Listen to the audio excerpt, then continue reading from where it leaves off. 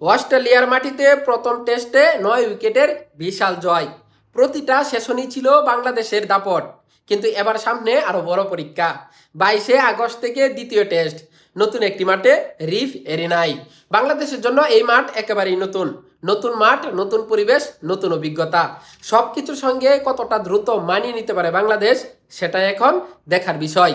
একটা ম্যাচে সবাই ভালো খেলে না, কিন্তু গত ম্যাচে যারা ভালো করতে পারেনি, সামনের ম্যাচে তাদেরকে আরো ভালো খেলতেই হবে।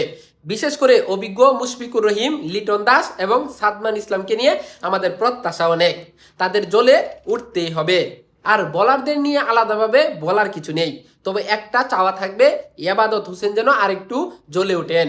কারণ এই ম্যাচে আবারও যদি বাংলাদেশ দল হিসাবে নিজেদের সেরাটা দিতে পারে, তাহলে অস্ট্রেলিয়ার মাটিতে আর বিশেষ করে বিদেশের মাটিতে প্রথমবারের মতো টেস্ট সিরিজ জয়ের স্বপ্ন দেখতেই পারে বাংলাদেশ। এখন শুধু অপেক্ষা নতুন মাঠে, নতুন ইতিহাসের।